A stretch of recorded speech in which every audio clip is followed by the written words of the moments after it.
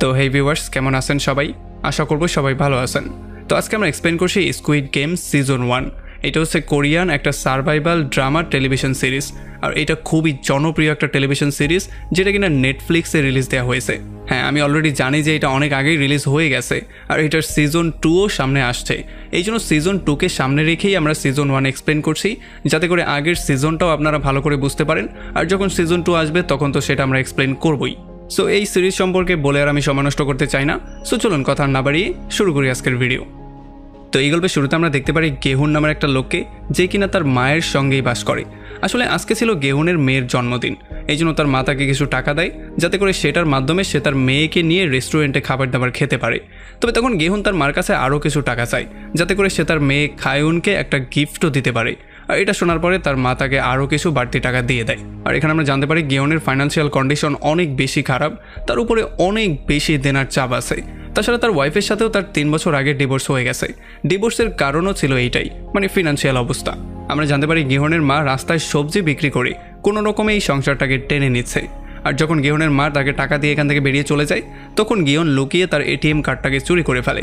এরপর যখন সে বাইরে গিয়ে এটিএম থেকে টাকা তোলার ট্রাই করে, তখন সে দেখতে পারে যে এই পিনটা কোনোভাবেই কাজ করছে না, মানে তার মা পিনটা চেঞ্জ করে দিয়েছে। এই জন্য সে ব্লাইন্ডলি তার মেয়ের বার্থডেটা যখনই ট্রাই করে, তখন এটা তার জন্য লাকি একটা নাম্বার বের হয়, আর এই নাম্বারটার মাধ্যমে সে টাকাগুলো উইথড্র করতে পারে। এখন এই টাকাগুলো নিয়ে শুরুতেই সে চলে যায় গ্যাম্বলিং করার জন্য, মানে জুয়া খেলার জন্য। এখানে প্রথমে তো সে অনেক বেশি হারের সম্মুখীন হয়, মানে তার টাকাগুলো অলমোস্ট শেষের দিকে চলে গিয়েছিল। তবে এরপর সে 4.5 মিলিয়ন ইয়ান উইন করে ফেলে। আর এগুলো পাওয়ার পরে গিহন এত বেশি হ্যাপি হয়ে যায় যে সে এখানে রিসেপশনিস্টকে 10,000 ইয়ান গিফট দিয়ে সেখান থেকে সোজা বেরিয়ে চলে আসে। তবে বাইরে বের হওয়ার সঙ্গে সঙ্গে সে কিছু গুন্ডাকে দেখতে পারে, যারা কিনা তার থেকে টাকা কালেক্ট করার জন্য এসেছিল। আর তাদেরকে দেখার পরেই গিহন সেখান থেকে দৌড়ে পালানো শুরু করে। তবে রাস্তায় সে একটা মেয়ের সাথে ধাক্কা খেয়ে যায়। তবে এরপরেই সে গিয়ে বাথরুমে লুকিয়ে পড়ে। আর এই মেয়েটাকে একটু ভালো করে লক্ষ্য রাখবেন, কারণ এই মেয়েটাই সামনে একটা ইম্পর্টেন্ট রোল প্লে করতে যাচ্ছে। এখন যখন গিহনকে সেই গুন্ডারা এসে ধরে ফেলে আর তাকে ধোলাই করে তার থেকে টাকাগুলো নেওয়ার ট্রাই করছিল, তখনই গিহন দেখতে পারে যে তার টাকাগুলো চুরি হয়ে গেছে। আর তখন সেই ব্যাপারটা বুঝতে পারে যে বাইরে যেই মেয়েটার সাথে সে ধাক্কা খেয়েছে, হয়তোবা সেই মেয়েটাই তার টাকাগুলো চুরি করে নিয়ে গেছে। এখন সেই লোকটা গিহনকে ধরে আচ্ছা রকম ধোলাই করে আর তার টাকাগুলোকে চাওয়া শুরু করে। তবে গিহন তার কাছে আরও 1 মাসের সময় চায়। এই জন্য লোকটা রাজি তো হয়ে যায়। তবে সে যাওয়ার আগে তার থেকে একটা এগ্রিমেন্টে সাইনও নিয়ে যায়, যেখানে এগ্রিমেন্টটা ছিল যে যদি গিহন 1 মাসের মধ্যে টাকা পরিশোধ করতে না পারে, তাহলে 1 মাস পরে সে গিহনের বডি পার্টগুলো বিক্রি করে সেগুলোর মাধ্যমে টাকা কালেক্ট করে নেবে। এখন সেই লোকটা চলে যাওয়ার পরে গিহন আবারও চলে আসে এখানে রিসেপশনিস্টের কাছে, আর সে যেই টিপগুলো তাকে দিয়েছিল সেগুলো আবারও সে রিটার্ন নিয়ে নেয়, কারণ তার মেয়েকে যেই কোনো ওয়েতে তাকে ডিনার করাতেই হবে।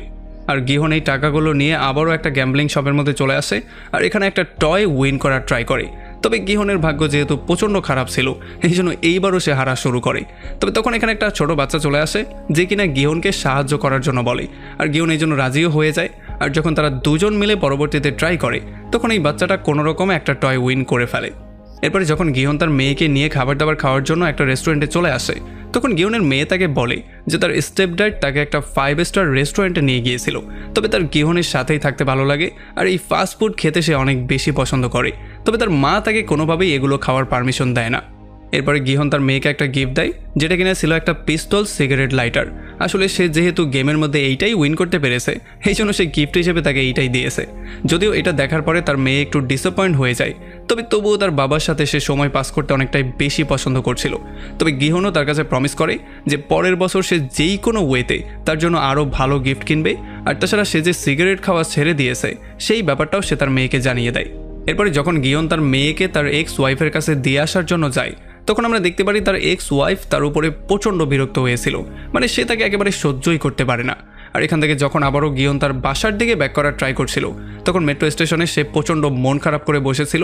আর তখনই তার সঙ্গে মিট করতে একটা সেলসম্যান চলে আসে। এখানে সেলসম্যান তাকে একটা গেম খেলার অফার দেয়, যেই গেমটা জিততে পারলে সে 10,000 ইয়ান পেয়ে যাবে। আর এই জন্য গিহনও রাজি হয়ে যায়, আর তারা দুজন মিলে গেমটা খেলা শুরু করে। আসলে এই গেমটা খুবই সিম্পল ছিল। এখানে তাদের দুজনের কাছে 2টা কার্ড ছিল। এখানে একজন আরেকজনের কার্ডের উপরে কার্ডটা মারবে, যদি কার্ডটা সে ফ্লিপ করাতে পারে তাহলে সে $10,000 উইন করে ফেলবে। আর যদি সে কার্ডটাকে ফ্লিপ করাতে না পারে তাহলে সে পরে আবারও ট্রাই করবে। তবে এই পেনাল্টি হিসেবে তাকে একটা স্ল্যাপ দেওয়া হবে, মানে একটা চট দেওয়া হবে। প্রথমে তো গেহুন অনেকবার করে ট্রাই করে কিন্তু বারবার করেই ফেল করে, আর এই চরগুলো তার কাছে খুব বেশি একটা কিছু মনে হচ্ছিল না। তবে যখন সে অনেক বেশিবার হেরে যায় আর বারবার করে তার একই গালে চর মারা হচ্ছিল, তখন এগুলো তাকে হার্ট করা শুরু করে। তবে আরও কিছুক্ষণ ট্রাই করার পরে ফাইনালি গেহুন এই গেমটা উইন করে ফেলে, আর শর্ত মতো সেই সেলসম্যান তাকে 10,000 ইয়ান দিয়ে দেয়। আর এই গেমটা গেহুন আরও কিছুক্ষণ কন্টিনিউ করে ফাইনালি 1 লাখ ইয়ান উইন করে ফেলে। তবে এরপরে এই সেলসম্যান তাকে একটা অফার দিয়ে বলে যে এই গেমের আরও কিছু পার্ট আছে, তুমি চাইলে সেগুলো খেলে আরও কিছু টাকাও ইনকাম করতে পারো। তবে তখন গেহুন তাকে সরাসরি না করে দেয়, সে বলে যে আমার এত টাকারও দরকার নেই, আর তাছাড়া টাকার জন্য এত ভয়ঙ্কর গেম সে কোনোভাবেই খেলবে না। তবে সেলসম্যান যাওয়ার আগে তাকে একটা কার্ড দিয়ে যায়, আর সে যাওয়ার আগে এইটাও বলে যায় যে আমি তোমার সম্পর্কে সমস্ত ব্যাপারটা জানি, আর তাছাড়া এই গেমের মধ্যে আর অল্প কয়েকটা সিটি বাকি আছে, সো ভেবে চিন্তে নাও তুমি খেলবে কিনা। তো এরপরে যখন গেহুন সেখান থেকে বাসার দিকে ব্যাক করছিল, তখন তার দেখা হয়ে যায় একটা মহিলার সাথে। আসলে এই মহিলা হচ্ছে গিয়ে তার মায়ের ফ্রেন্ড। তাছাড়া তার যেই ছেলে আছে যার নাম সাংহু, সেও ছিল গেহুনের ছোটবেলার বন্ধু, আর তারা দুজন একই সঙ্গে পড়ালেখা করত। আর যখন এই মহিলা গেহুনকে দেখতে পারে, তখন সে তার ছেলে সম্পর্কে তাকে বলা শুরু করে। সে বলে যে তার ছেলে সাংহু বিদেশের ট্রিপে গিয়েছে, তাছাড়া সে তার লাইফে সফলও হয়েছে, সে অনেক ভালো একটা চাকরি করছে, ভালো টাকা ইনকাম করছে, তার লাইফটা পুরো সেট হয়ে গেছে। আর এগুলো শোনার পরে গেহুনও তাকে বলে যে হ্যাঁ আমি জানি আপনার ছেলে খুবই ভালো একজন স্টুডেন্ট ছিল, তাছাড়া সে খুবই স্মার্টও ছিল, সো সে যেগুলো করতে পেরেছে এটা শুনতে পেরে আমি অনেক খুশিও হয়েছি। আর এখান থেকে যখন গেহুন আবারও বাসার দিকে ব্যাক করছিল, তখন সে রাস্তায় একটা বিড়ালকে মাছ খাওয়ার জন্য দেয়। আর এতে করে আমরা বুঝতে পারি যে গেহুনের মনটা কতটা নরম, মানে সে সবাইকে কত বেশি ভালোবাসে।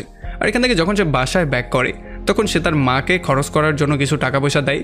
আর তখনই তার মা তাকে জানায় যে তার মেয়ের যে স্টেপডাড আছে তার প্রমোশন হয়ে গেছে, আর এখন সে ইউএসএ ফ্যামিলি নিয়ে শিফট হতে যাচ্ছে। এই জন্য তার মা তাকে বলে যে তোমার মেয়েকে তোমার যেই কোনো ওয়েতে নিয়ে নেওয়া উচিত, কারণ যদি সে একবার তোমার থেকে দূরে চলে যায় তাহলে আর কখনোই তুমি তোমার মেয়েকে কাছে পাবে না। এখন এগুলো শোনার পরে গেহুনও একটু বেশি টেনশনের মধ্যে পড়ে যায়, কারণ সে চাইলেও এখন কিছু করতে পারবে না, কারণ তার মেয়ের কাস্টোডি নেওয়ার জন্য তার অনেক বেশি টাকার দরকার, মানে তাকে ফাইন্যান্সিয়ালি ইন্ডিপেন্ডেন্ট হতে হবে। তাছাড়া যদি একবার তার মেয়ে বিদেশে চলে যায় তাহলে আস্তে আস্তে করে সে তাকে ভুলেও যাবে। এই জন্য রাতের বেলায় প্রচণ্ড টেনশন করে সে সেই সেলসম্যানের কার্ডটাকে দেখে, আর অনেক চিন্তার পরে ফাইনালি সেই নাম্বারটায় সে কলও দিয়ে দেয়।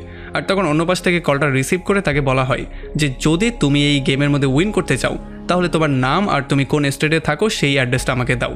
আর পরের সিনে আমরা দেখতে পারি গেহুন একটা রাস্তায় দাঁড়িয়েছিল, আর তার সামনে একটা গাড়ি এসে থামে। এখানে ড্রাইভার তাকে পাসওয়ার্ড জিজ্ঞেস করে, আর গেহুন এই পাসওয়ার্ডটা তাকে দিয়েও দেয়, যেই পাসওয়ার্ডটা কেনা ছিল রেড লাইট গ্রিন লাইট। এরপরে গাড়ির মধ্যে ওঠার পরেই গেহুন অন্য কিছু লোকজনকেও পেয়ে যায়, যারা কিনা এখানে সবাই বেহুশ অবস্থায় ছিল, কারণ এখানে বেহুশ হওয়ার একটা গ্যাস দেওয়া হয়েছিল। এই জন্য একটু পরে গেহুনও এখানে বেহুশ হয়ে যায়। আর আমরা দেখতে পারি যে যেহেতু ড্রাইভার মাস্ক পরেছিল, এই জন্য তার তেমন কোনো কিছু হয় না।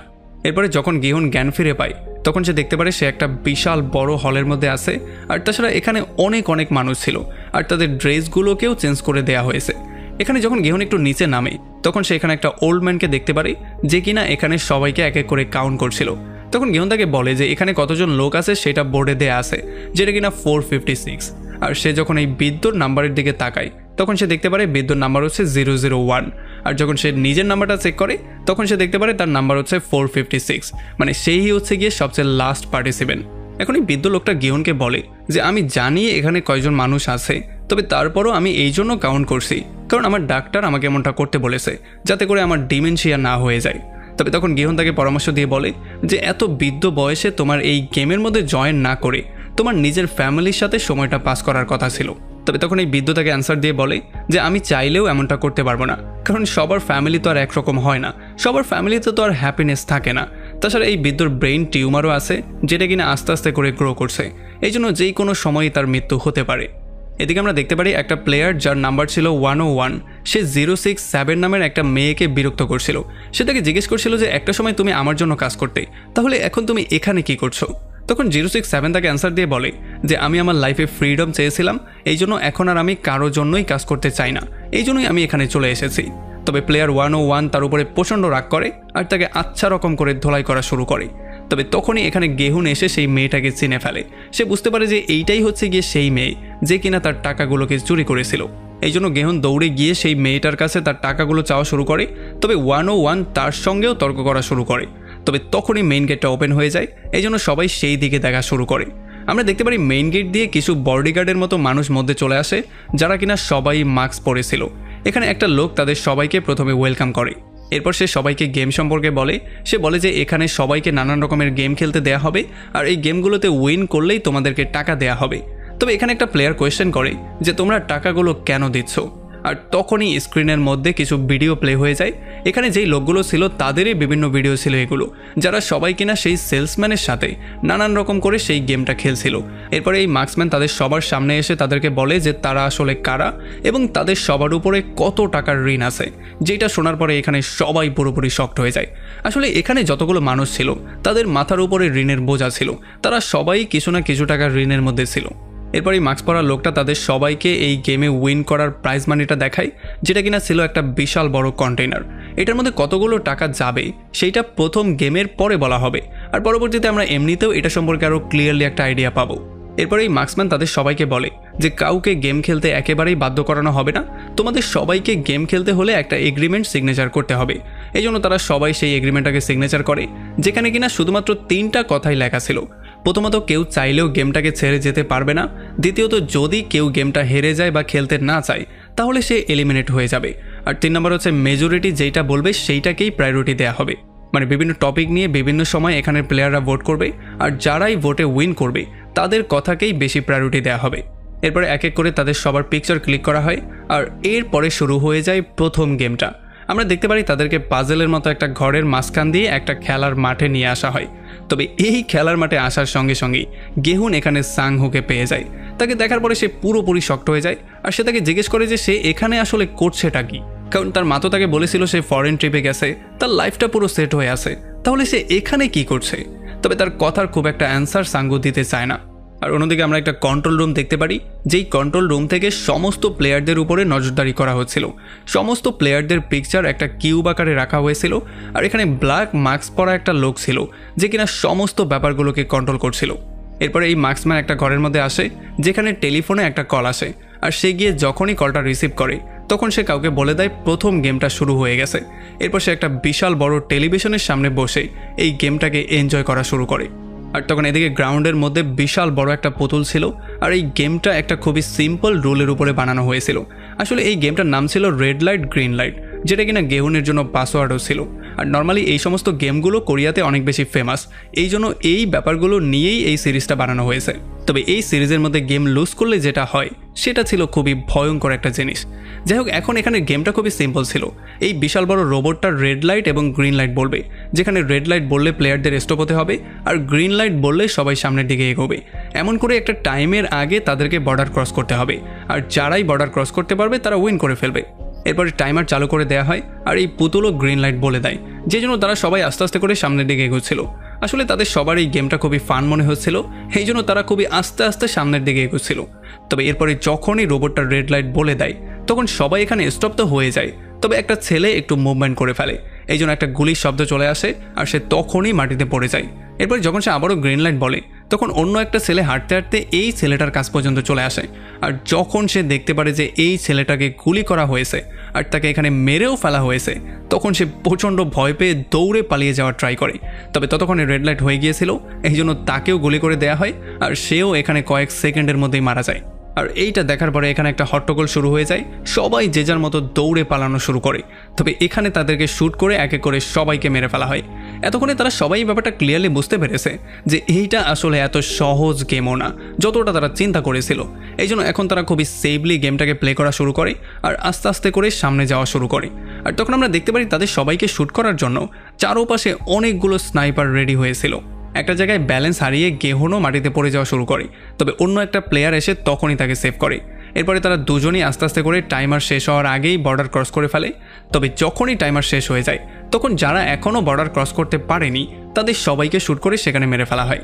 এরপরে যখন এখান থেকে তারা সবাই তাদের যার যার সেলের মধ্যে ব্যাক করে তখন তারা সবাই প্রচণ্ড ভয়ের মধ্যে ছিল, কারণ এই গেম আর তারা কোনোভাবেই কন্টিনিউ করতে চাচ্ছিল না। তারা এই ব্যাপারটা ভালো করেই জেনে গিয়েছে যে যেই কোনো সময় তাদেরকেও মরতে হবে, এই জন্য তারা সবাই গেমটা কুইট করার জন্য প্ল্যানিং করা শুরু করে।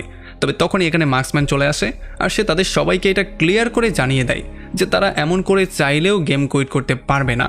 তবে এখানে সবাই মার্কসম্যানকে রিকোয়েস্ট করা শুরু করে, তার সামনে কান্নাকাটি করা শুরু করে।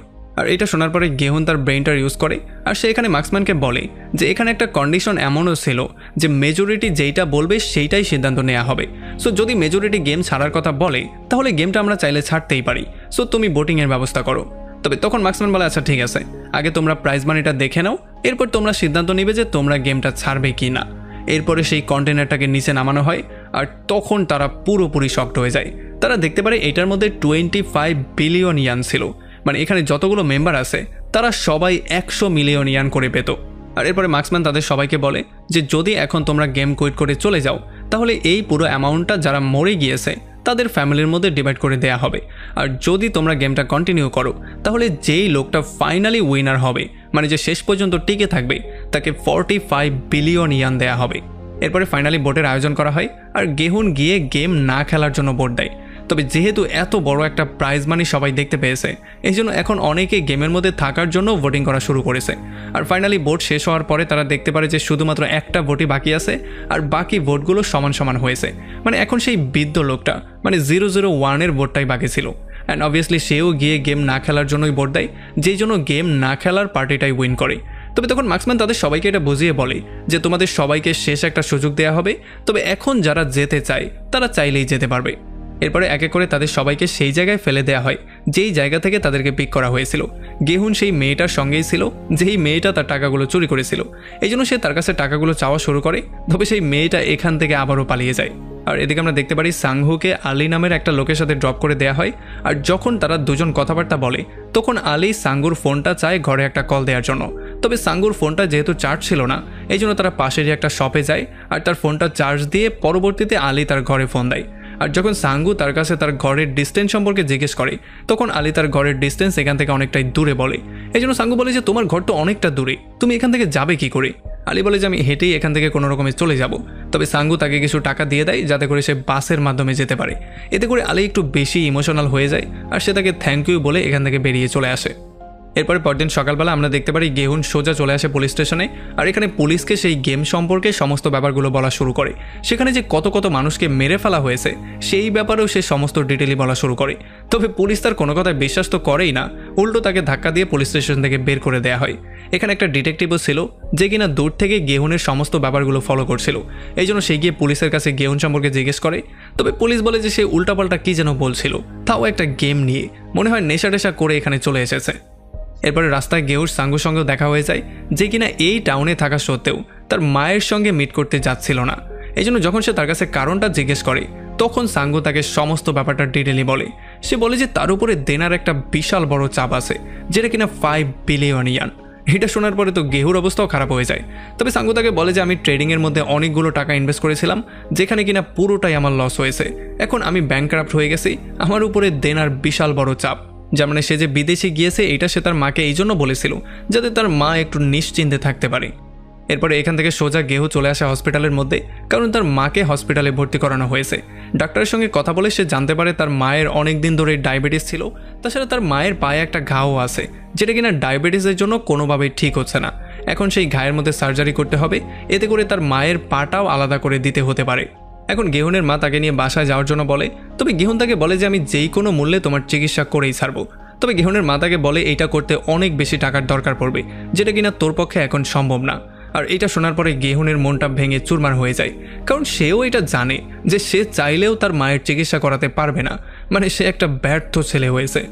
এরপরে আমরা দেখতে পারি সেই ডিটেকটিভ তার মায়ের সঙ্গে কথা বলছিল আর সে বারবার করেই বলছিল যে আমি আমার ভাইকে খোঁজার সম্পূর্ণ ট্রাই করছি, আমি যেই কোনো ওয়েতে তাকে খুঁজে নিয়ে আসবো।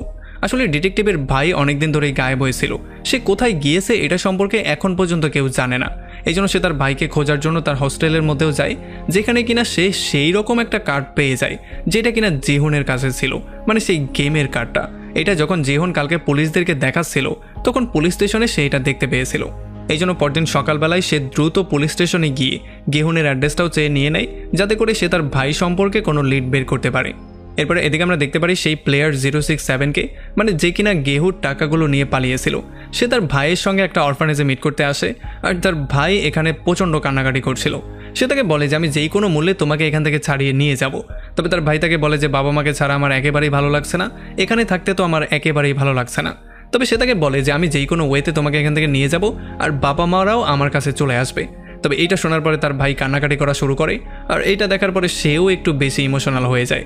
এরপরে প্লেয়ার 067 চলে আসে একটা লোকের সঙ্গে মিট করতে, যে কিনা তার মাকে নর্থ কোরিয়া থেকে এখানে আনার জন্য $40 মিলিয়ন চাচ্ছিল। এটা শোনার পরে তো তার অবস্থা প্রচণ্ড খারাপ হয়ে যায়, আর সে মাথা গরম করে তাকে উল্টাপাল্টা অনেক কিছু বলে সেখান থেকে বেরিয়ে চলে আসে। আর এদিকে আমরা দেখতে পারি আলী নামের সেই লোকটাকে, যে কিনা তার কর্মস্থলে এসেছিল, আর সে যেই স্যালারিটা পায় সেইটা তার বসের কাছে চাচ্ছিল। তবে তার বস ছিল খুবই লোভী একটা মানুষ, যে কিনা কোনোভাবেই আলীকে টাকা দিতে চাইছিল না। এই জন্য যখন তাদের মধ্যে তর্কাতর্কি শুরু হয়ে যায়, তখন তার বসের হাতটা মেশিনের মধ্যে চলে যায়, যেই জন্য সে ভয়ঙ্করভাবে ইনজুর্ড হয়ে যায়। আর এই সুযোগটা নিয়ে আলী তার বাকি টাকাগুলো নিয়ে সেখান থেকে পালিয়ে চলে আসে।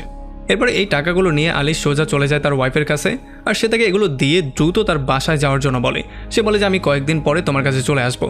তবে প্রথমে তার ওয়াইফ তো কোনোভাবেই যেতে চাইছিল না, তবে পরে সে কোনো রকমে তাকে ম্যানেজ করে ফেলে, কারণ এখানে থাকলে তাদেরকে বড় একটা সমস্যায় পড়তে হতো। এদিকে সাঙ্গু তার মাকে কল দেয়, আর ঘরের আশেপাশেই লুকিয়ে সে তার মায়ের সঙ্গে কথাবার্তা বলা শুরু করে। সে তার মাকে কিছুই জানায় না, আর সে বলে যে তার কাজকর্ম খুবই ভালোই চলছে, তাছাড়া সে এখনও বিদেশেই আছে। এরপরে কল কাট করার পরে তার মা একটা কাস্টমারের সঙ্গে তার ছেলেকে নিয়ে কথাবার্তা বলে, আর তার ছেলের অনেক বেশি প্রশংসা করা শুরু করে। তবে তখন এখানে পুলিশ চলে আসে, আর তারা সাঙ্গুকে খোঁজা শুরু করে, কারণ সাঙ্গু লোনের টাকা এখনও পরিশোধ করেনি। তাছাড়া লোনের গ্যারান্টি হিসেবে সে তার মা এবং তার মায়ের সবটাকে দিয়ে দিয়েছিল, যেই জন্য পুলিশ তার মাকে কয়েকদিনের আলটিমেটাম দিয়ে সেখান থেকে বেরিয়ে চলে যায়। আর এদিকে আমরা দেখতে পারি সাঙ্গু তার রুমের মধ্যে প্রচণ্ড টেনশনের মধ্যে ছিল, সে হয়তো বা সুইসাইড করারও চিন্তা করেছিল। তবে তখনই গেমের পক্ষ থেকে তাকে আবারও ইনভাইটেশন দেওয়া হয়, আর তাকে বলা হয় যে যদি তুমি চাও তাহলে তুমি আবারও ব্যাক করতেই পারো। আর এদিকে গেহুনও তার একটা বন্ধুর কাছে সাহায্য চাওয়ার জন্য চলে আসে, তবে তার বন্ধু তাকে টাকা দেওয়ার জন্য না করে দেয়। এই জন্য গেহুন প্রচণ্ড আপসেট হয়ে যখন একটা বারে গিয়ে বসেছিল, তখন তার সঙ্গে মিট করতে প্লেয়ার 001 চলে আসে। আসলে সে বলে যে আমি একটা ফ্রেন্ডের সাথে মিট করতে কাছেই এসেছিলাম, আর তোমাকে দেখার পরে তোমার সঙ্গে কথা বলতে আসলাম। এরপর সে তাকে বলে যে আমি দ্রুতই সেই গেমে ব্যাক করতে চাই। তবে গেহুন তাকে সরাসরি না করে দেয়, সে বলে যে আমি কোনোভাবেই ব্যাক করতে চাই না। তবে তখন এই ওল্ডম্যান তাকে বলে যে গেমের মধ্যে যতই ভয়ঙ্কর কিছু হোক না কেন, তার চেয়ে ভয়ঙ্কর হচ্ছে গিয়ে বাইরের দুনিয়াটা। আর এদিকে আমরা দেখতে পারি প্লেয়ার 101 তার কিছু লোকজনের সঙ্গে মিলে এই স্কুইড গেমের মানিটাকে লুট করার প্ল্যানিং করছিল। তবে তার নিচে যারা কাজ করে তারা অলরেডি তাকে মারার প্ল্যানিং করে ফেলেছিল, এই জন্য তারা তার উপরে আক্রমণ করে দেয়। তবে 101 কোনো রকমে তার জীবনটাকে সেভ করে এখান থেকে দ্রুত পালিয়ে যায়। এরপরে গেহুন সোজা চলে আসে তার এক্স ওয়াইফের সঙ্গে মিট করতে, আর তার কাছে সে কিছু টাকা চায়। তবে তার এক্স ওয়াইফ তাকে ক্লিয়ারলি না করে বলে দেয় যে তোমাকে দেওয়ার মতো টাকা আমার কাছে নেই।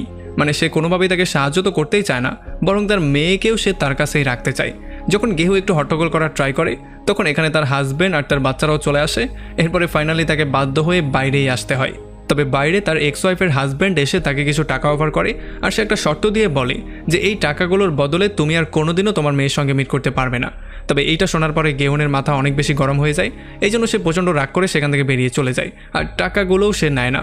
মানে আমরা বুঝতে পারি সে তার মেয়েকে আসলেই অনেক বেশি ভালোবাসে, আর সে টাকা কামাতেও চায় তার মেয়ের জন্যই। আর এরপরে যখন গেহুন তার বাসার দিকে যাচ্ছিল, তখন রাস্তায় তার ডিটেকটিভের সঙ্গে দেখা হয়ে যায়, আর ডিটেকটিভ তাকে সেই গেমটা সম্পর্কে জিজ্ঞেস করে। তবে সে তাকে কিছু না বলার সিদ্ধান্ত নেয়, আর সে বলে যে আমি নেশার মধ্যে গিয়ে সেগুলো বলেছিলাম, আমি গেম টেম সম্পর্কে কিছুই জানি না। তবে যখন ডিটেকটিভ তাকে তার ভাইয়ের কথা বলে, তখনও গেহুন কিছু না বলারই সিদ্ধান্ত নেয়, সে কিছু না বলে তার বাসায় চলে যায়। তবে যখনই সে তার বাসায় ঢোকার ট্রাই করে, তখনই দরজায় সে সেই গেমের আবারও ইনভিটেশন পেয়ে যায়, আর তাকে বলা হয় যে যদি তুমি আবারও গেমে জয়েন করতে চাও তাহলে মেনশন জায়গার মধ্যে চলে আসো। আর পরের সিনে আমরা দেখতে পারি গেহু, সানহু, প্লেয়ার 067 এবং 101 সহ আরও কিছু প্লেয়ার গেমে রিটার্ন করার জন্য রেডি হয়ে যায়, আর গার্ডও এসে তাদের সবাইকে পিক করে নিয়ে যায়। তবে ডিটেকটিভও গেহুকে ফলো করে ফাইনালি সেই গাড়ি পর্যন্ত চলে আসে, আর এখন সে সেই গাড়িটাকে ফলো করা শুরু করে।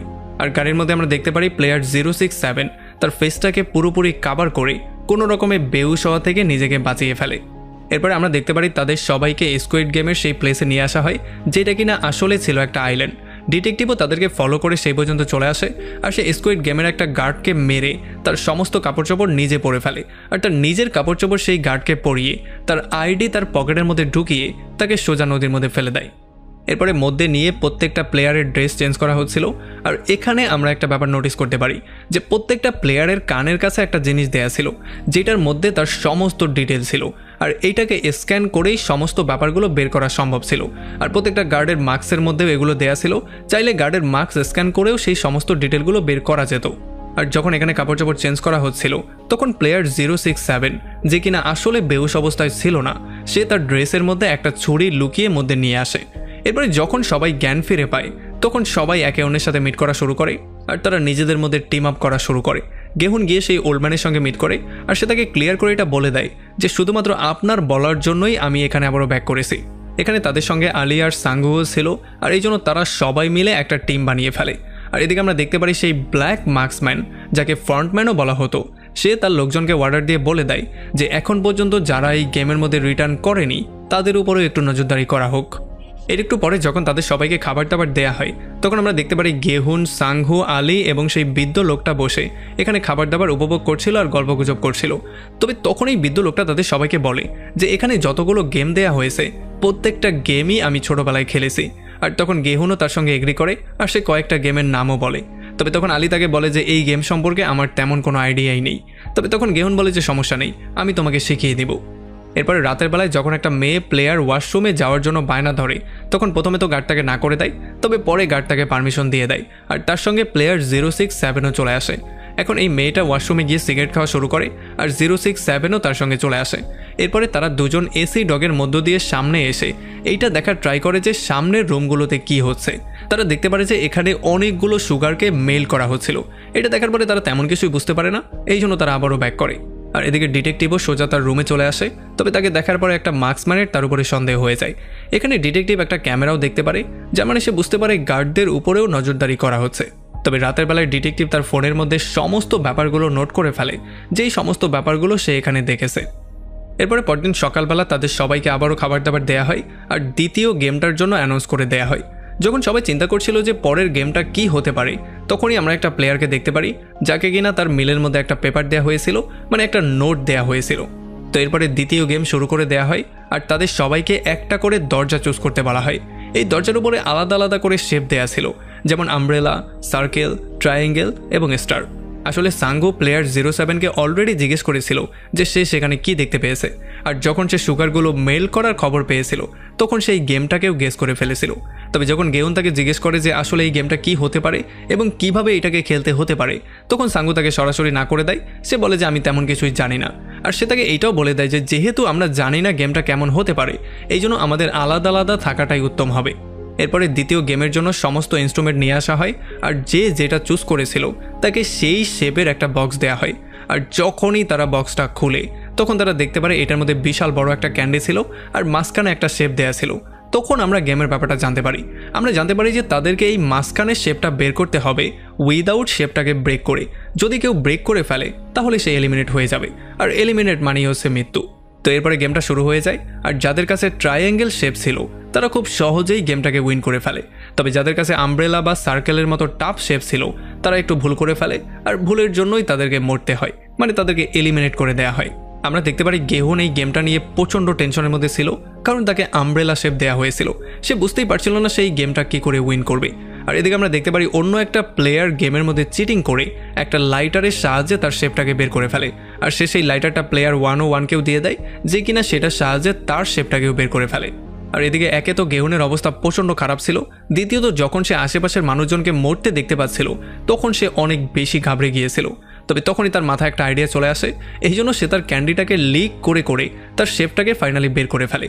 আর তার এই আইডিয়াটা দেখার পরে বাকি কন্টেস্টেন্টরাও এই কাজটা করা শুরু করে, তারা সবাই লিক করে তাদের যার যার শেপ বের করে ফেলে। এরপরে খুব শীঘ্রই টাইমারটা শেষ হয়ে যায়, এই জন্য যারা এখনও গেমটা কমপ্লিট করতে পারেনি তাদের সবাইকে শ্যুট করে মেরে ফেলা হয়। তবে এখানে একটা লোক অলরেডি চিটিং করে এখানে একটা মার্কসম্যানকে ধরে ফেলে আর তাকে শ্যুট করার ভয় দেখায়, তার চেহারাটাকে সে দেখানোর জন্য বলে। আর যখনই সে তার ফেসটাকে ওপেন করে তখন সে দেখতে পারে এটা খুবই কম বয়সী একটা বাচ্চা, এই জন্য সে নিজেকেই শ্যুট করে মেরে ফেলে। তবে তখনই এখানে ফ্রন্টম্যানও চলে আসে, যে কিনা এসেই সেই গার্ডকে শ্যুট করে মেরে ফেলে। সে বলে যে কোনো অবস্থাতেই তোমরা তোমাদের চেহারা ডিসক্লোজ করতে পারবে না, এটা হচ্ছে কি একটা রুল আর এটাকে মানতেই হবে। আর আপনার মাথায় চিন্তা আসতেই পারে যে তাদের মার্কসের মধ্যেও তো ট্রায়াঙ্গেল এবং স্কোয়ার শেপ দেওয়া হয়েছে, তাহলে এইটা কেন দেওয়া হয়েছে? আসলে এখানে যারা স্কোয়ার শেপের আছে তারা হচ্ছে গিয়ে লিডার, আর যাদের মার্কসের উপরে ট্রায়াঙ্গেল দেয়া তারা হচ্ছে গিয়ে তাদের চেয়ে নিচের পদের, আর সবার লিডার হচ্ছে গিয়ে এই ফ্রন্টম্যান, মানে ব্ল্যাক মার্কসওয়ালা। এখন যখন গেম শেষ করে গেহুন আর সেই ওল্ডম্যান চলে আসে তখন সাঙ্গু তাদেরকে দেখার পরে একেবারেই হ্যাপি হয় না, হয়তোবা সে তাদের মৃত্যুটাই চাইছিল। তবে যেহেতু এখন অনেকেরই মৃত্যু হয়ে গেছে এই জন্য তাদের ভাগের টাকাটা প্রাইজ মানির মধ্যে জয়েন করিয়ে দেওয়া হয়, আর এখানে টাকার পরিমাণ আরও বেশি বেড়ে যায়। তো তো এরপরে আমরা দেখতে পারি তাদের সবাইকে খাবার দেওয়া হয়, তবে প্লেয়ার 101 এবং তার আরও 4টা সঙ্গী এক প্যাকেট করে বাড়তি খাবার নিয়ে নেয়। এই জন্য লাস্টে যেই 5 জন বাকি ছিল তারা আর খাবার পায় না। এই জন্য তারা গিয়ে প্লেয়ার 101-এর সঙ্গে ফাইট করা শুরু করে। একজন তো তার সঙ্গে মারামারিও করার ট্রাই করে, আর প্লেয়ার 101 তাকে পেটানো শুরু করে, আর তাকে পেটাতে পেটাতে সে তাকে মেরেই ফেলে। কেউ তাকে তো থামাতে যায় না, বরং এই মার্কসম্যানরাও তাকে থামাতে যায় না। আর এটা দেখার পরে এখানে সমস্ত প্লেয়াররা ভয় পেয়ে যায়। এই জন্য তারা টিম আপ করা শুরু করে, কারণ তারা এটা ক্লিয়ারলি বুঝে গিয়েছে যে হয়তোবা দুর্বল প্লেয়ারদেরকে সবল প্লেয়াররা মেরেও ফেলতে পারে। আর তখন এদিকে আমরা একটা প্লেয়ারকে সেই মার্কসম্যানদের সাথে দেখতে পারি যে কিনা আসলে ছিল একজন ডক্টর। এই জন্য এখন সে কিছু লাশের থেকে বিভিন্ন জিনিসপত্র বের করছিল। আর তখন আমরা জানতে পারি যে আসলে এই প্লেয়ারকে এই মার্কসম্যানরা গেমের ইনফরমেশন আগেই দিয়ে দিয়েছিল, মানে গেমটা কেমন হতে পারে, গেমের কী কী নিয়ম হতে পারে, সেই সমস্ত ইনফরমেশন তাকে আগেই দেওয়া হয়েছিল। এই জন্য যখন সে তার কাজটা এখানে শেষ করে ফেলে তখন এই মার্কসম্যান তাকে একটা ডিম দেয়, মানে পরবর্তী গেমের হিন্ট তাকে দিয়ে দেয়। এরপরে যখন এই ডক্টর আবারও হলের মধ্যে যায় তখন সে তার নিজের জন্য টিম খোঁজা শুরু করে, আর সে প্লেয়ার 101-এর সঙ্গে গিয়ে মিট করে তার টিমের মধ্যেই জয়েন করে ফেলে, আর সে 101-কে পরবর্তী গেম সম্পর্কেও হিন্ট দিয়ে দেয়। এরপরে পরবর্তী গেমটা শুরু করে দেওয়া হয়, আর মাস্ক পরা সমস্ত গার্ডগুলো এখানে পাহারা দেওয়ার জন্য চলে আসে। আর আমরা দেখতে পারি ফ্রন্টম্যান, মানে সেই ব্ল্যাক মাস্কওয়ালা লোকটা কন্ট্রোল রুমে বসে সমস্ত ব্যাপারগুলো সেখান থেকে ফলো করছিল।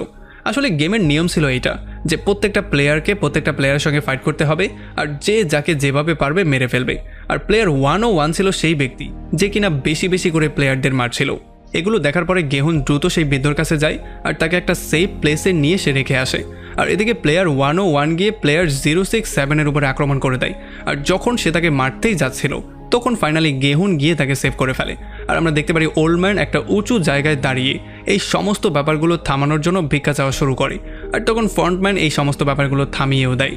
যখনই গার্ডরা গেমটাকে স্টপ করার অর্ডার পেয়ে যায় তখন তারা দৌড়ে হলের মধ্যে এসে সমস্ত মারামারি থামিয়ে দেয়। আর যেহেতু এতক্ষণে অনেকেরই মৃত্যু হয়ে গেছে এই জন্য তাদের যেই অ্যামাউন্টগুলো ছিল সেগুলোকেও প্রাইজ মানির সঙ্গে যোগ করা হয়, আর বাকি যেই ডেড বডিগুলো ছিল সেগুলোকে উইথ রেসপেক্ট জ্বালিয়ে দেওয়া হয়। এরপরে যখন তারা সবাই বসে রেস্ট করছিল আর গল্পগুজব করছিল তখন গেহুনের টিমের সবাই এক এক করে তাদের নাম বলা শুরু করে, তবে ওল্ড ম্যান কোনোভাবেই তার নামটাকেই মনে করতে পারছিল না, আর প্লেয়ার 067 তার নামটা বলতে সরাসরি নাই করে দেয়। আর তখন এদিকে আমরা প্লেয়ার 101-এর টিমকেও দেখতে পারি যারা কিনা পাশেই বসে গল্পগুজব করছিল। তবে তখন প্লেয়ার 212 এবং প্লেয়ার 101 চলে আসে ওয়াশরুমে, আর তারা দুজন ইন্টিমেট হওয়া শুরু করে। আর এখানে প্লেয়ার 212 প্লেয়ার 101-কে প্রমিস করায় যাতে করে তারা একে অন্যকে ধোঁকা না দেয় আর এই গেমটাকে শেষ পর্যন্ত কন্টিনিউ করে। গেমের প্রাইজ মানি উইন করার পরে তারা দুজন সংসার করারও সিদ্ধান্ত নেয়। আর আমরা দেখতে পারি প্লেয়ার 101 তাকে প্রমিস করে বলে যে সে তাকে ধোঁকা দিবে না আর সে তার জন্য যেই কোনো কিছু করতে পারে। আর এখানে আমরা তাদের দুজনের নামও জানতে পারি, যেখানে প্লেয়ার 101-এর নাম ছিল ডাকসু আর প্লেয়ার 212-এর নাম ছিল হামিন। এখানে হানমিন ডাকসুকে বলে যে আমার মনে হচ্ছে তুমি আর ডাক্তার মিলে কিছু একটা লুকাচ্ছ, তবে ডাকসু তাকে সরাসরি না করে দেয় আর সে বলে যে আমি শেষ পর্যন্ত তোমার সঙ্গেই আছি। আর এদিকে রাতের বেলায় ডিটেকটিভ আবারও সেই ব্যাপারগুলো নোট করা শুরু করে যেগুলো আজকে সে পেয়েছে। এরপরে সকালবেলা যখন গেহুন গিয়ে সেই বৃদ্ধর সঙ্গে মিট করে তখন বৃদ্ধ বলে যে আমি সারা রাত তো ঘুমাতেই পারিনি, আমি জেগে জেগে শুধু এইটাই দেখছিলাম যাতে আমাদের উপরে কেউ আক্রমণ করতে চলে না আসে। এরপরে পরবর্তী গেমের জন্য অ্যানাউন্স করে দেওয়া হয় আর তাদের সবাইকে অন্য একটা হলের মধ্যে একজোট করা হয়। এখানে এই গেমের জন্য 10 জনের একটা টিম বানানোর দরকার ছিল। এই জন্য সাঙ্গু আলী আর গেহুকে বলে যে এখানে যারা স্ট্রং আছে তাদেরকে আমাদের টিমে জয়েন করাও, কারণ আমাদের এই টিমটাই দরকার। আর এই জন্য তারা সবাই আলাদা আলাদা হয়ে বিভিন্ন মানুষকে কনভিন্স করার ট্রাই করে। এদিকে হানমিন যখন ডাকসুর টিমে যাওয়ার ট্রাই করে তখন ডাকসু তাকে নেওয়ার জন্য সরাসরি না করে দেয়, কারণ সে ছিল খুবই দুর্বল একটা মেয়ে। এই জন্য সে গিয়ে সোজা গেহুর টিমের মধ্যে জয়েন করে ফেলে। যদিও সাংহুও তাকে টিমের মধ্যে নিতে রাজি হচ্ছিল না, তবে গেহু তাকে কোনো রকমে নিয়ে নেয়। এখন টিম কমপ্লিট করার পরে সাঙ্গু দেখতে পারে যে এখানে যতগুলো টিম হয়েছে তাদের মধ্যে সবচেয়ে দুর্বল টিম হচ্ছে গিয়ে তারটা, কারণ তার টিমের মধ্যে একটা বৃদ্ধ ছিল, 3টা মেয়ে ছিল। এই জন্য কোনোভাবেই সে বুঝতে পারছিল না যে সে কী করবে। সে একটু বেশি টেনশনের মধ্যেই পড়ে যায়, কারণ এখানে যারা হেরে যায় তাদেরকে তো আর শুধু হার মানতেই হয় না, তাদেরকে মরতেও হয়। এরপরে পরবর্তী গেম শুরু করে দেওয়া হয় আর তাদের সবাইকে একটা ব্রিজের উপরে নিয়ে আসা হয়, যেই ব্রিজের মাঝখান দিয়ে ফাঁকা ছিল। আসলে এই গেমটার নাম ছিল টাগ অফ ওয়ার, মানে এখানে একটা রশিকে তারা যে যার দিকে টানবে, যারা টেনে রশিটাকে তাদের দিকে নিয়ে যেতে পারবে তারাই হবে উইনার, আর যারা হেরে যাবে তারা এই ব্রিজ দিয়ে সোজা নিচে পড়েই মারা যাবে। এরপরে প্রথমেই গেমের পালা আসে ডাকসুর টিম আর অন্য একটা টিমের। এখানে ডাকসুর টিম উইন করে ফেলে আর অন্য টিমটা নিচে পড়েই মারা যায়।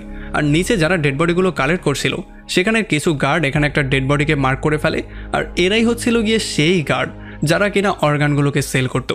এরপরে পালা চলে আসে গেহু আর সাঙ্গুর টিমের। এখানে সাঙ্গু প্রচণ্ড টেনশনের মধ্যে ছিল, কারণ তাদের টিমটা একে তো ছিল সবচেয়ে দুর্বল, তাছাড়া এখন তাদেরকে খেলতে হবে একটা সবল টিমের সাথে, যার মানে তাদের মৃত্যু নিশ্চিত। তবে গেমে যাওয়ার আগে সাঙ্গু এই ওল্ডম্যানের কাছে গেম সম্পর্কে কিছু টিপস চায়। এই জন্য এই ওল্ডম্যান তার অভিজ্ঞতার অনুসারে তাকে শেয়ার করে বলে যে এই গেমটা আসলে শক্তির গেম না, বরং এই গেমটা হচ্ছে গিয়ে প্ল্যানিংয়ের একটা গেম। এরপরে এই বৃদ্ধ গেম সম্পর্কে তাদেরকে ইনস্ট্রাকশন দিয়ে সমস্ত ব্যাপারগুলো বলা শুরু করে, আর তারা পরবর্তীতে গেমের মধ্যেও তেমন করেই সমস্ত ব্যাপারগুলো ফলো করে। আসলে তারা তাদের শরীরটাকে পেছনের দিকে ঝুঁকিয়ে 10 সেকেন্ড ধরে রশিটাকে হোল্ড করেছিল। এই জন্য যখন সামনের টিম একটু টেনে ক্লান্ত হয়ে গিয়েছিল, তখনই তারা সুযোগ পেয়ে জোরে রশিটাকে টান দিয়ে দিকে নিয়ে আসা শুরু করে, যেই জন্য সামনের টিম স্লিপ করে আস্তে আস্তে সামনে আসা শুরু করে। এমন করে তারা গেমটা উইনই করে ফেলছিল। তবে একেবারে শেষ মুহূর্তে কিছু ভুলের জন্য অপোজিট টিম লিড করা শুরু করে, মানে তারা আস্তে আস্তে করে গর্তের দিকে যাওয়া শুরু করে। তবে তখনই সাঙ্গুর মাথায় একটা আইডিয়া চলে আসে। সে তাদের সবাইকে বলে যে আমাদের সবাইকে একসাথে কয়েক স্টেপ সামনে যাওয়া উচিত। তবে এইটা শোনার পরে তারা সবাই প্রচণ্ড ভয় পেয়ে যায়, কারণ সামনে ছিল বিশাল বড় একটা গর্ত, যেখানে পড়লেই মৃত্যু। তবে গেহু তার বুদ্ধির উপরে ভরসা রাখার সিদ্ধান্ত নেয়, এই জন্য তারা সবাই মিলে কয়েক স্টেপ সামনে চলে আসে। আর এরপরেই বুম, মানে এই এপিসোডটা এখানেই শেষ হয়ে যায়। আর আমাদের ভিডিওটাকেও এখানেই শেষ করতে হবে, কারণ এই ভিডিওটা অনেকটাই লম্বা হয়ে গেছে।